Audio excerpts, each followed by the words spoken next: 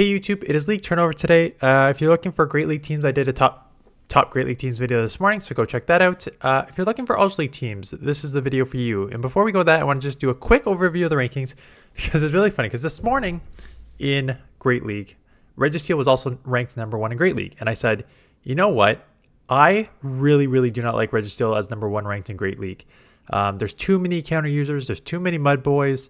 The Zap Cannon nerf you really feel that over the past couple seasons. Even some of the flyers like Gligar is going to beat you. So I do not like Registeel as the #1 rank in Great League.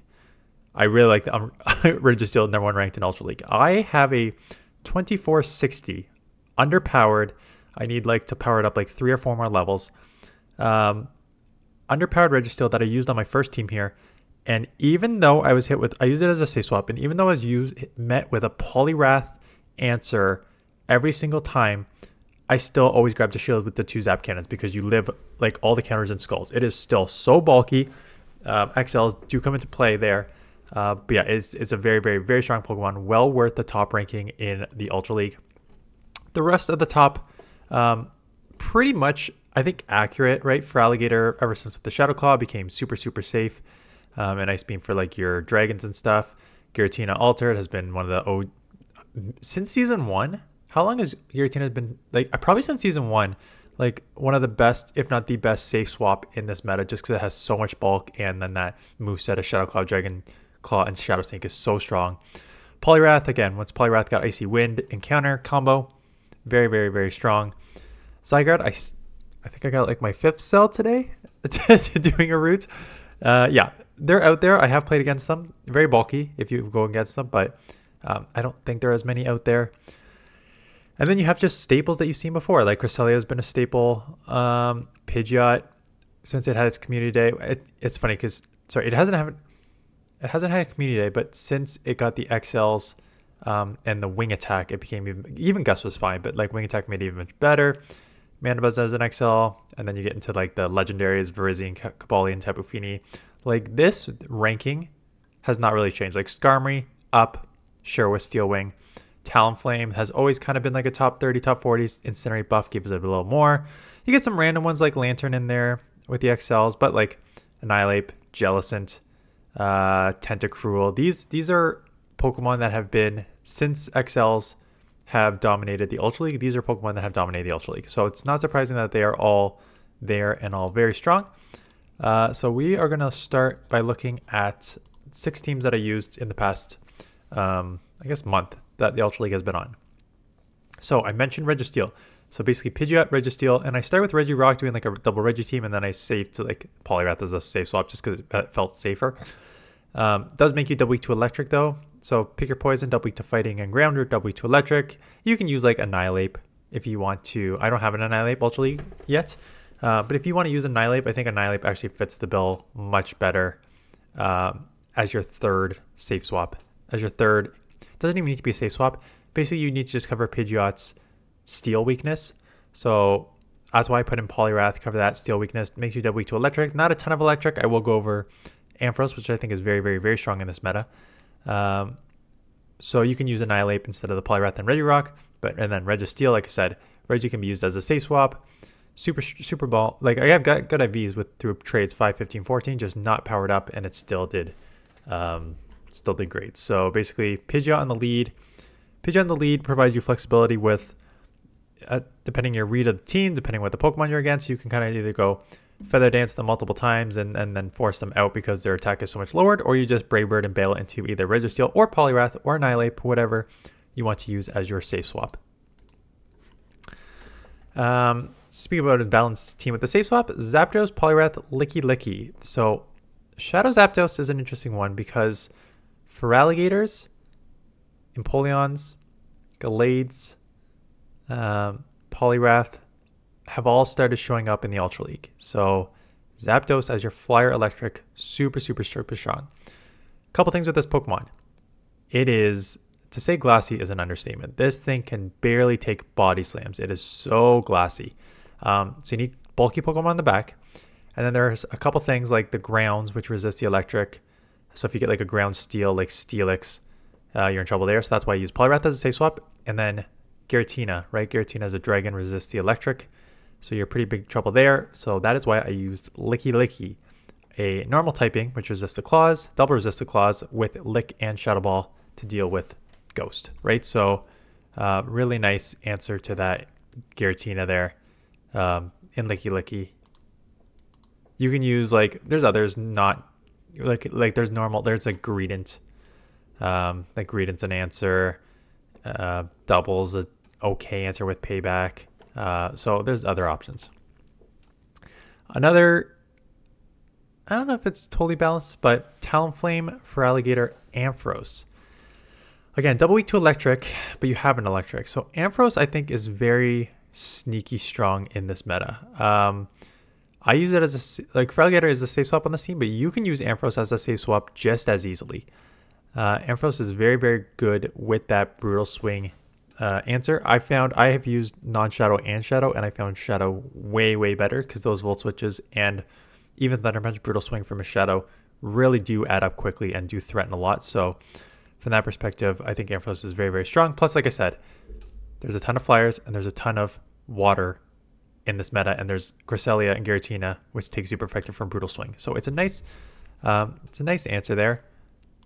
If I can move this up a little bit, it's bothering me that you can't see the move. Again, Feraligatr, once it got the safe swap, just the claws and Shadow Claw, one of the best fast moves in the game. Hydro Cannon, one of the most broken charge moves in the game. Put them together on an attack heavy Pokemon. Getting to Hydro Cannons in like 5, if not 4 sometimes, is just like, it's pretty crazy how strong Feraligatr is. And then Talonflame, like I said, Talonflame was always kind of strong in this meta. With the Incinerate buff, this season has become way better. And you know what? Incinerate buff, huge. Fly access, even bigger in my opinion. Just not needing to Brave Bird and Bail or lower your attack time, lower your defense times. What is it? 3. Just being able to hit with a really hard hitting fly that's quicker and does a lot of damage without lowering your defense stats is a huge improvement for Talonflame. This one, I'm trying to remember if this one was in one of the limited cups, but same sort of concept, right? I started with a Charmer. I started with a Ninetales as a Charmer. That left me a little Volt. You know what? I think I started with an Ice.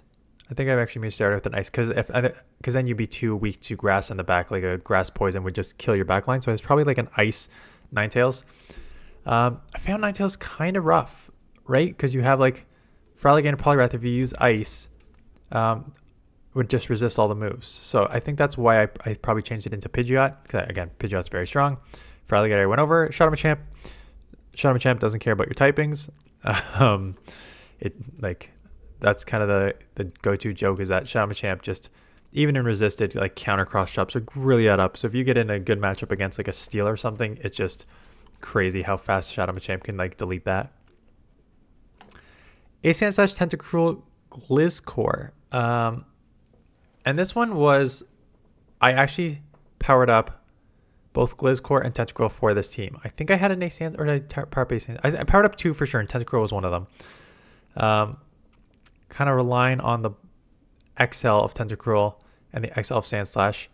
Sandslash very, very, very spammy, and with like dragons and a bunch of things that you can either cover with Ice Punch or Drill Run. Like Ice Punch Drill Run is a very, very, very nice combo for Ultra League, right? Because you got your Flyer coverage and Dragon coverage with Ice. You got your Steel coverage with Ground and a couple others like Electric and stuff. Tentacruel deals with, not that there's a lot of fairies running around, but Tentacruel deals with fairies. More importantly, Tentacruel resists the counter, which you are double weak to on Sandslash, right?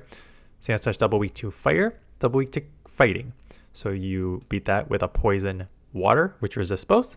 I think Gliscor's kind of like a unique Pokemon in this meta, right? It's if you've used Gligar in the Great League, similar, not as strong, because Gligar I find just dig quicker and hard hitting as opposed to like Earthquake, which is like more hard hitting but like takes way longer to get to. And then Night Slash, you can use Aerial Ace, but I find that Night Slash is if you actually watch the video, I kind of go back and forth of which one you should use, Night Slash or Aerial Ace. And then this one is my call it what feels like the most random team targeting specific Pokemon. So Galvantula was a direct target on Feraligatr was a direct attack on all the buff Pokemon. Feraligatr, Poliwrath from 2 seasons ago, Empoleon, and Gallade. It was a direct answer to all of those. If you use that, you're going to have a lot of problems with like Giratina and any sort of like ground and ground steel Pokemon, stuff like that. So that is where sort of Greninja comes in.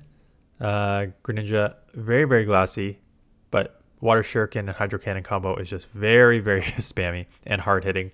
And then Skeledirge. Skeledirge gives you some grass coverage for Greninja and Galvantula, which is not amazing against grass.